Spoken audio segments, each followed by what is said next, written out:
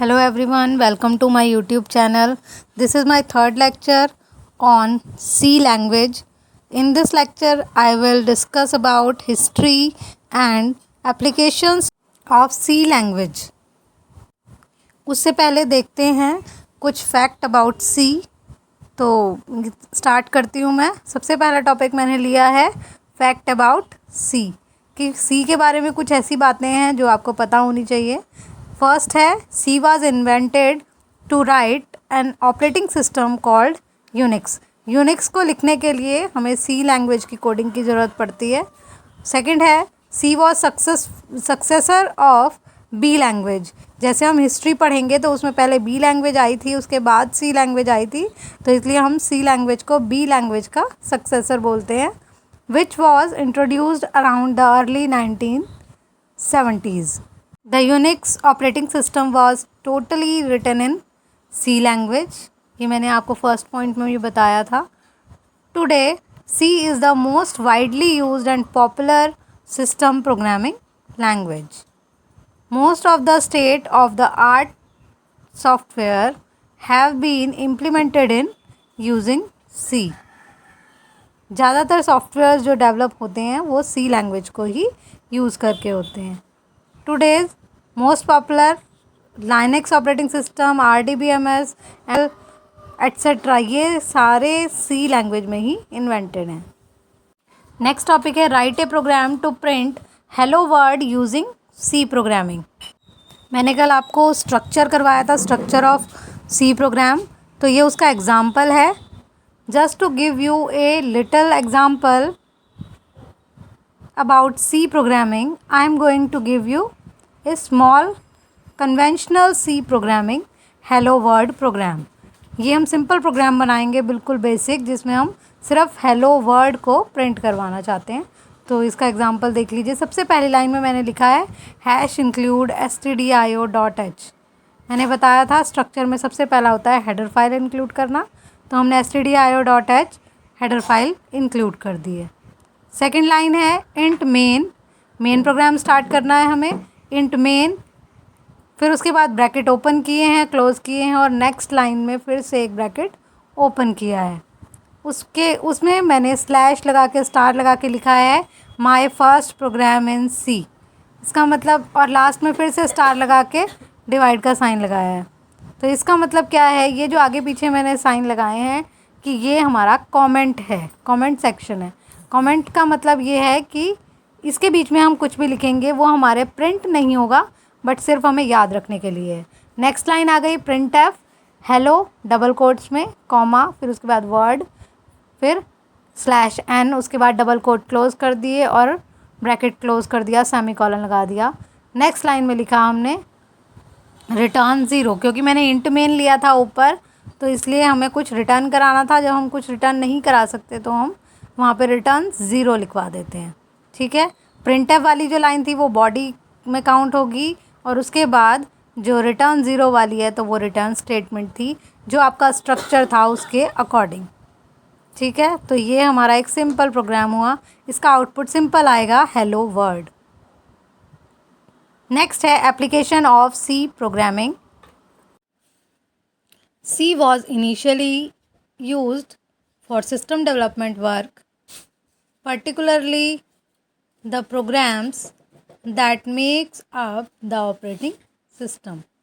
C was adopted as the system development language because it produced code that runs nearly as fast as the code written in assembly language. Some examples of C are as follows. First है operating systems, language compilers, assemblers, text editors, print spoolers, network drivers, modern programs, databases, language interpreters. ये सारे applications हैं C के, क्योंकि इन सब में C language हमारी use होती है. इसके बाद हमारे आता है यूटिलिटीज़. ये भी एप्लीकेशन ऑफ C प्रोग्राम्स में आता है. नेक्स्ट है history of C language. History का मतलब क्या होता है कि ये हमारी सी किसी ना किसी लैंग्वेज से डेवलप हुई है।